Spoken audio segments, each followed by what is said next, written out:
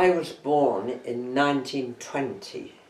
Well, we were a very small family. My mother and father, and they had two. I had a brother. There was two. Yes, yes. Right. There was. They had two children. My family. Yes. I went to a village school called Cockerton, and it was 100 years old when I was going. So now then, I know people that go back to that place and they bring me photographs, but somehow the school has disappeared. They've built something else there. We got a reasonable education, you know.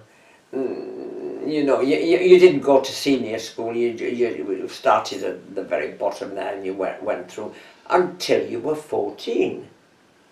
And then, leaving school at 14, now then, even then, when I was 14, work was very hard to get, you know. It wasn't easy. And I can remember I got to 14 and a half when I left. 14 and a half. And then there was a choice. Now then, you could go into there was a mill, woolen mill there. My mother, she was a very good lady, cooperative lady, dealing with the corporates. And she knew the people, and they got me into the cooperative. And then you went there for a couple of years into there where they did the weighing up of all the things and that. And then when you got to 16, you could sit an exam to get it. There was a job in the office going, and you could sit this exam. Yes, and I got it. And I went and worked in the office there until, and the wages were 9 and 3 a week. Now that was terrific, because one of the girls I used to travel with into town, she worked at bins, you know, the big bins, and she got 5 shilling a week. I gave my mother 9 shilling, and she gave me 3. And she was providing everything, you know. Yeah, and yes, it was quite a good time. So when the war started in 39, I was 19. Yes, nicely settled in a job, but then of course the country needs you, and the girls at that age were called up. And where I lived in the north of England, there was a very big munition factory.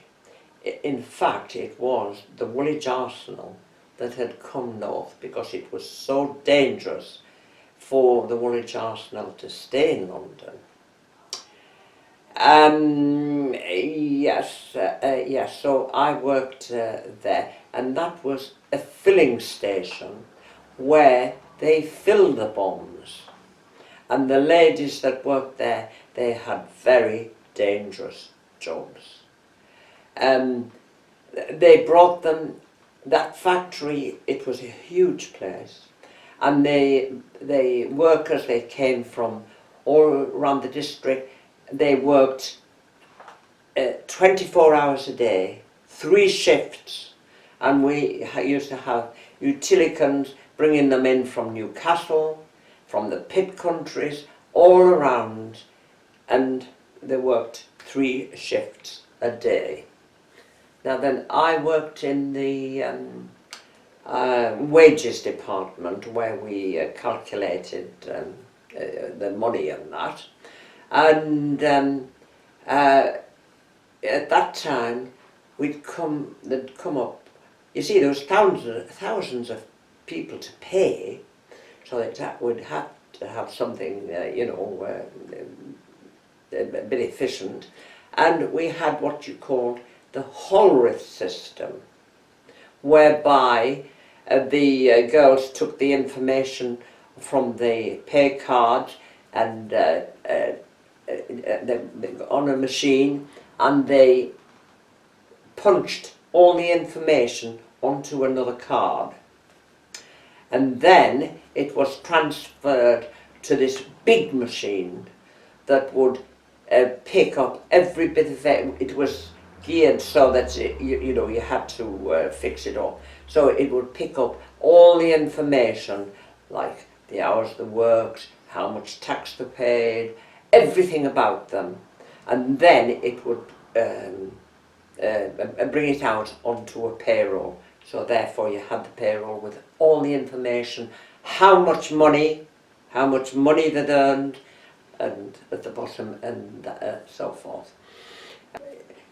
Every so often I used to have to go out with a couple of policemen to the sites to pay these people, because even in those days there was quite a lot of rogues and that, so we had to have protection, and we would have to be there at the factory by 6 o'clock in the morning, and yes, it was you know, yes, quite a hectic time, but it was a time when all the girls, there were nearly all girls that worked there, of course, because the men were off.